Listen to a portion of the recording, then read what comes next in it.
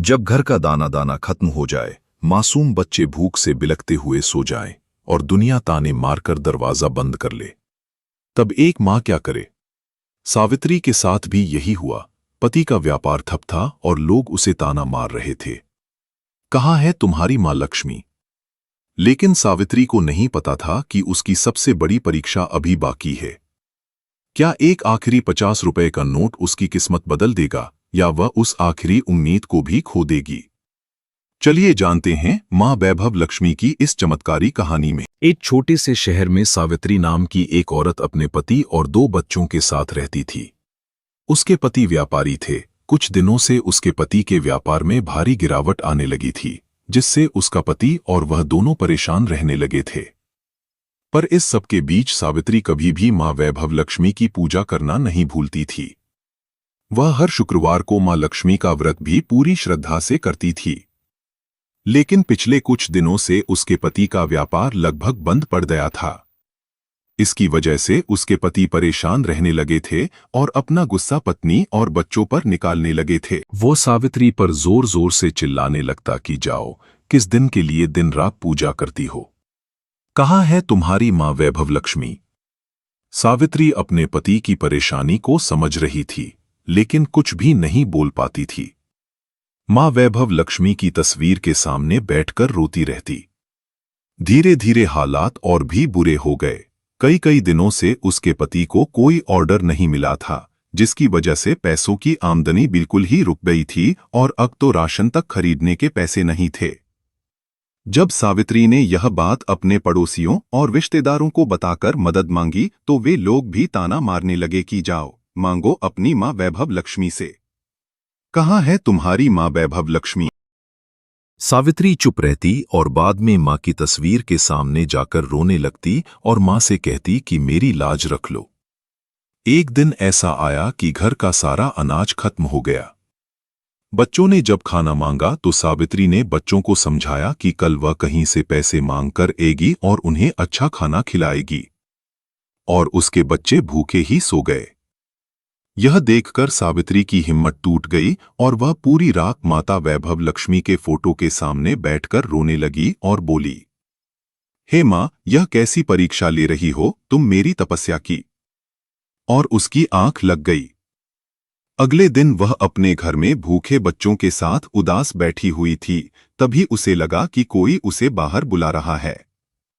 उसने जाकर देखा तो एक बूढ़ी औरत खड़ी थी।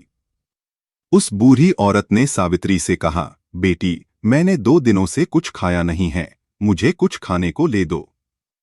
हंसकर सावित्री बोली, मां, मैंने और मेरे बच्चों ने भी कल से कुछ नहीं खाया है। तो बूढ़ी औरत बोली, बेटी, घर में कुछ न कुछ तो होगा ही, देखो जाकर, क्या तुमने मां वैभव लक्ष्मी की तस्वीर के पीछे कुछ पैसे रखे हैं? यह सुनकर सावित्री को याद आया कि उसने बहुत दिन पहले माता की तस्वीर के पीछे 50 रुपए रखे थे, मंदिर में दान देने के लिए। वित्री अंदर जाती है और वह पैसे लेकर बाहर आ जाती है और उस बूढ़ी औरत को देने लगती है। तो बूढ़ी औरत ने यह कहकर पैसे लेने से मना कर दिया कि जब सावित्री और उसके बच्चे भूखे हैं तो वह ये पैसे कैसे ले सकती है। इस पर सावित्री बोली, माता, आप भी 2 दिनों से भूखी हो, आप इन पैसों से कुछ खा लो। इन पैसों पर आपका ही अधिकार है। आप मेरी चिंता मत करिए। मुझे मां वैभव लक्ष्मी पर पूरा भरोसा है कि वह मेरे लिए कुछ न कुछ जरूर करेंगी। यह सुनकर बूढ़ी औरत मुस्कुराई और बोली, तेरा मां वैभव लक्ष्मी के प्रति श्रद्धा और यह भरोसा मुझे बहुत अच्छा लगा। तेरे अच्छे दिन बहुत जल्दी वापस लौटेंगे। यह कहकर बूढ़ी औरत पैसे लेकर मुस्कुराती हुई चली गई। सावित्री कमरे में वापस जाकर मां वैभव लक्ष्मी की फोटो के सामने उदास बैठ गई। तभी जोर जोर से गेट खटखटाने की आवाज आने लगी।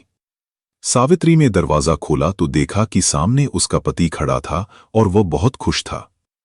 उसके हाथों में पैसों से भरा हुआ बैग था और दूसरे हाथ में एक बैग था जिसमें बच्चों के खिलौने और कपड़े थे।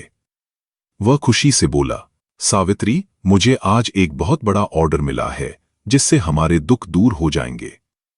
सावित्री, मुझे पूरा भरोसा है कि यह सब तुम्हारी मां वैभव लक्ष्मी की पूजा और श्रद्धा से ही हुआ है। अब हमारे खुशियों के दिन वापस आ गए। उसका पति भागता हुआ बच्चों के पास गया और उसने बच्चों को नए नए कपड़े, खिलौने और अच्छा खाना दिया। सावित्री यह देखकर समझ गई थी कि वह बूढ़ी औरत कोई और नहीं, खुद मां वैभव लक्ष्मी थीं, जो स्वयं उसके धैर्य और श्रद्धा की परीक्षा लेने आई थीं। सावित्री मुस्कुराते हुए मां वैभव लक्ष्मी की फोटो के सामने खड़ी होकर मन ही मन उनकी इस लीला के लिए उन्हें धन्यवाद देने लगी। दोस्तों, मैं मां वैभव लक्ष्मी से प्रार्थना करता हूं कि इस कहानी को सुनने वाले सभी भक्तों के दिन भी ऐसे ही संवर जाएं और मां सबको धन धान्य से परिपूर्ण कर दे। दोस्तों, अगर मां वैभव लक्ष्मी की यह कथा आपको अच्छी लगी तो कृपया इस वीडियो को लाइक करें और ऐसी ही और कहानियों के लिए हमारे चैनल को सब्सक्राइब करें।